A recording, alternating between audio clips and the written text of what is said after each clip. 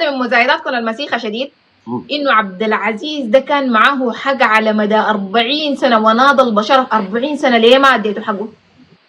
40 سنه ليه ما دام عبد العزيز ده عنده حق؟ ليه انت ما حركه شعبيه يا خالد ابو رهف؟ ما في مشكله، انا كنت احترم الحركه الشعبيه. ليه انت ما حركه شعبيه وليه ما وقفت معاه عشان عبد العزيز ياخذ حقه وما يناضل 40 سنه؟ ما في مشكله، انا كنت مع كل ما حدث لحليف جبال النوبه وكنت احترم الحركه الشعبيه. انا ما جزء، انا ما محزب ولا منظم في اي تنظيم ولا بحب التنظيمات ولا بحب، انا رجل حر ما بحب الاوردرات. انت اذا تنظمت في اي حزب او في اي حركه مطلبيه او حركه كفاح مسلح انت بتلتزم بخطاب معين وباوردر معين. انا ما قاعد احب التعليمات، انا قاعد اناصر الشعب انا بالنسبه لي الخط الاحمر هو الوطن، المواطن ثم الوطن. انا ما من مطبلاتي اصنام سواء كان حركات او جيش أو ما بطبل لاصنام. انا بالنسبه لي المواطن هو الخط الاحمر، دي المبادئ اللي قاعد اعمل بها. عشان كده زول فقير ومسكين وميتين طالع شفتي. والدعم السريع ده جاء اقسم بالله يا تسنيم ما عرضوا علي الدعم السريع مال يغنيني 10,000 سنه وانا في كندا هسه حسابي ما فيه 2000 دولار. شفت انا زول ما ابدا يقدر شنو؟ انا زول ما بخون الامه. ما الحركه الشعبيه كنت احترمها. واخر خطاب للحلو لما يحمي وخط له ظرف ومشى وقال لي انا عندي قضيه يصعب عليك فهمها. انا عملت لايف شاهدوا 1,200,000 قلت الحلو الان رفض الجنجويد وجدع الظرف. يلا شوف، احنا طبعا عندنا حسابات مختلفه. انتوا طبعا الجنجويد ديل بالنسبه لكم عباره عن ناس جايين من غرب السودان. احنا ديل اهلنا ساكنين معانا يعني عرفت كيف؟ ديل اهلنا ساكنين معانا في نفس يعني جارنا في الحله ده اللي بتسموه انت الجنجويد ده، يعني ده جارنا يعني انت لما تقعد تشيطن لي مجموعه معينه من السكان بتاعني انت داير الحرب عندي تستمر الى الابد. ده واحد، انت داير الحرب تستمر عندي انا للابد. انا الحاجه اللي انتوا دايرينها دايرين توطنوها. الحاجه الثانيه زي ما قلت الفكره بتاعت انه عبد العزيز الحلو ده كان مناضل وشريف وهنا يا اخي هو ما دام مناضل وشريف انتوا كلكم معترفين له بانه هو عنده قضيه وناضل عشان 40 سنه. خلال 40 سنه كلكم ليه ما بقيتوا حركه شعبيه عشان عبد العزيز الحلو يشيل حقه؟ الليله بالذات جيتوا وقفتوا تعملوا المزايده دي عشان دي الحاجه اللي بتخدمكم لانكم دي مزايده لا اخلاقيه بالمناسبه. اجاوب انا بديك المايك ما قاعدين انا وانت بس. يعني دي مزايده ما اخلاقيه. الحاجه الثانيه لما تيجي تعاين احنا في السودان يا خالد ابو رهب بالمناسبه عملنا 36 اتفاقيه بتاعت سلام خلال من اول يعني من الاستغلال من المائده المستديره لحد اخر اتفاقيه اللي هو اتفاقيه السلام دي والاخيره دي 36 اتفاقيه بتاعت سلام. ما يميز 36 اتفاقيه سلام دي انها كلها بتنتهي بتقسيم للمناصب.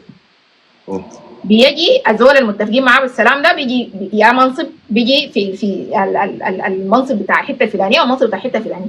الاتفاق بتاع التأسيس ده الحاجة اللي بتميزه انه الحلو ما جاء في المكان اللي كل الناس متخيلينه انه مفروض يجي فيه اللي هو المنصب بتاع انه هو يكون الرئيس بتاع الدولة او يكون لانه دي الرمزية المفروض يعملها المناضل بنضاله. نضالك ما المفروض يكون ثمنه كرسي، المفروض يكون ثمنه مشروع، المفروض يكون ثمنه دولة بتاع الديمقراطية، دولة بتاع العدالة، دولة بتاع كده. ده احنا فترنا وسئمنا من المناضلين اللي بيجوا نتيجة نضالهم في النهاية بيكون كرسي بتاع مستشار رئيس حلة ونائب شنو كده ما بعرف وما بعرف حاكم اقليم شنو كده ما بعرف وفي النهاية بتكون حاكم بدون صلاحيات ذاته. ما في مشكله يلا جاوب لانه كده قدرت ما حقدر احفظهم كلنا. ما زول صغير زي قاعد تسليم النقاط دي. انا ما زول صغير زيك، انا ذاكر انا كبرت واحده واحده علي عشان اقدر اجاوب. اول حاجه تحدثت عن الحلو هو عنده قضيه ومن اجلها خرج وانتم ليه ما كنتوا جزء منه. انا جاوبك على الحلو عنده قضيه. الحلو اول حاجه هو كان جزء من الحركه الاسلاميه وكان جزء من المؤتمر الوطني او كان تبوأ منصب ولما سقط في الانتخابات وما ادوا بالي ركب الغابه. ثاني حاجه والدليل انه هو ما عنده مشروع وباحث عن مناصب الان هو زي دخل الغابه ليه؟ ما في مشكله حجاوبك. اول حاجه خليني اجاوبك واحده واحده بس اشفقي. اول حاجه انت قلت الحلو طلع عشان قضيه. الحلو انا بالنسبه لي زول ذاته كان والي في عهد الكيزان اللي انا كنت مختلف معاه، ولما انا كنت كمواطن سوداني طالع ثوره الحلو كان في اديس ابابا بفاوض في نفس النظام اللي خرج عليه الشعب السوداني ثوره. وثالث حاجه انت تكلمتي عن انه انت دار تخلق لي حرب بيني وبين ناس انا متعايش معاهم بتتهمني اتهام خطير جدا انه انا من صنعت الحرب. الحاجه حميتي كرجل استخدمته الحركة الإسلامية لقتل وبطش أهلنا في دارفور كان أيديها الباطشة، ما أنا صنعته كمواطن سوداني عشان أتحمل مسؤوليته. ثاني حاجة، ما أنا اللي ابتديت الحرب دي، حميتي ومطامعه والتحالفات اللي عملها والأمارات هم من أطلقوا الرصاصة لاحتلال السودان. إذا أنا كمواطن سوداني حر في خياراتي، أنا شايف إنه الجيش السوداني ده هو صمام أمان البلد بغض النظر عن اختلافي مع قادته آنذاك، وإنه إذا انهارت الدولة. لما تتحدث اليوم عن انه يا اخي انتوا جزء من حكومه عداله وانتوا جزء من حكومه يا بنت الشيخ، انا بتحدث لك عن ناس بيبيدوا الناس على اساس ان الغرب وينهم تليفون الثاني اقتل النوباي. البارح انا حسب لك فيديو بيطلع بي ده جزء من الحكومه اللي انت فيها او مؤيداها او الحلو نائب رئيسه. اقسم بالله الفيديو طالع في زول بالتاكسر ويقول له اقتل النوباوي، اقتل النوباء بنفس الجمله. دقيقه بس اجيب تليفون الثاني وانه تليفون انت زعلان يعني عشان قاعدين يقتلونا يعني مثلا؟ انا بالنسبه لي انا ما قاعد اعاين ده نوباوي، انا بالنسبه لي هو مواطن سوداني من حقه يعني تحفظ حياته بغض النظر عن حكومتك تاسيس دي، مفترض تحفظ له حياته. يعني انا بالنسبه لي النوباوي هو مواطن سوداني ودمه دمي، والفي الشمال دمه دمي. عمري ما كنت قومي ولا مناطقي ولا طلعت ناشط عشان قبيله ولا عشان اقليم ولا عشان عرق ولا عشان لون. انا برى في كل الشعب السوداني هم مواطنين سودانيين يستحقون الحياه. هاي لا طبعا احنا متعودين على نوباي، متعودين على انباي حشره شعبيه. طيب انت تعودت عليها الان فلنفترض تعودت على الكلام ده من الانظمه السابقه. زعلان يعني انه لانه بيقولوا لنا اقتلوا النوباي، يعني انت زعلان؟ انا لا زعلان في مواطن سوداني قتلوه على اساس غبلي وعرقي، وقتلته نفس تاسيس اللي انت جزء منها. قتلوا الدعم السريع الجناح المسلح لميليشيا تاسيس. بس البارح الكلام ده انا والله كنت النوباوي تطلعوا فوقه لانه هو والله انا عندي تعرف. ليه البرهان في منبر جده اشترط على الدعم السريع انه يطلع من الخرطوم ويطلع من الوسط ويمشي يتجمع في دارفور؟ ما اشترط كده البرهان. اول حاجه يا تسنيم عليك اللي احترمي عقلي، والله انا ظل بحترمك بغض النظر عن اختلافي معك. احترمي عقلي. في اتفاقيه جده كان احد بنودة انه الناس ينزعوا سلاحهم الثقيل ويحددوا لهم معسكرات. لا كان يحددوا.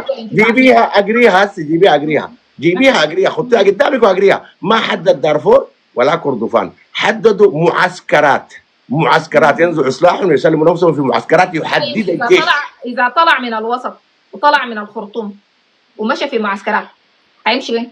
ما حددوا معسكرات بعينها، ممكن تكون في الخرطوم، في الوسط، في الشمال، في الشرق، حسب المحددات المعسكرة اللي بتحددها القوات المسلحة. أنا ضد السلام مع الجنجويدي. أنا زول بالمناسبة مش لأن أنا زول بكره السلام أو بحب الحرب يا تسنيم، ودار أجاوبك على جزئياتي. تقدرين تفتنونا معاهن، نحن ما حربنا ما ضد قبائل، لكن ما دارين تدونا فرصة لأنه نحن نحلحل مشاكلنا. ما في مشكلة. البرهان بنفسه طلع وقال نحن عايزين الشرط للمفاوضات الأولي انه الدعم السريع يطلع من الوسط ويطلع من الخرطوم ويرجع دارفور. احترمي عقلي واحترمي عقل المتابعين. يرجع تسنيم دارفور دي حتى يتعمل لهم شنو؟ ما في مشكله. حتى يتواصل الحرب معاهم. انت دول مثقفه، المفروض نقاشك يكون نقاش بناء وطرحك. تسنيم زول مثقفه، المفروض طرحك يكون طرح بناء.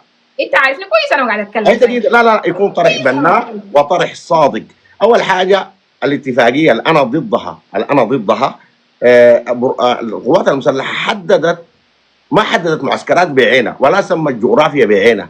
قالت انه الناس يجمعوا سلاحهم ويطلعوا من المدن كلها بما فيها دارفور وحتى دار مسألة، ويحددوا لهم معسكرات يقعدوا فيها. حتى المعسكرات ما سموها في اي جغرافيا. يعني ده كلام انا والله انا احترم عقلي وعقل المتابعين لك يا تسنيم. انت ما بتتناقش مع زول بدل العمل ولا البارح بيجي انت في ناس كتار شايفين ان انا بورجك كده وبكورك وبكورك وكتمت قايلين نزول كده. ما بفهم في المراوغه ولا في النقاش ولا في العمل العام. تسنيم انا بمارس العمل العام لك 15 16 سنه يا بنتي. لما كنت صغنطوطيه كده انا ما ادري بنتك احنا قريبين في العمر ما في داعي. اروح قدام نمشي قدام. اديني لا تديني شنو كان. المهم يعني يلا تشوف، ما هي دي الاشكاليه هنا. انتوا يعني السودان ده هم كبير يعني يمكن هو تكون حاجه كويسه وحاجه كعبه في نفس الوقت. السودان ده بلد كبير جغرافيا ناس كثيره ما فاهمه التقاطعات بتاعت المجتمعات اللي هو بيتكلم فيها. يعني انت لما تتكلم عن جغرافيا دارفور ولا تتكلم عن جغرافيا كردفان، يا اخواننا اي حاجه عندها خصوصياتها، اي محل عنده خصوصيه بتاعته مختلفه. انا واحده من الناس زي ما قلت لك، انا زوله محظوظه لانه ظروفي وفي مراحل مبكره جدا من عمري ومن حياتي انا سمحت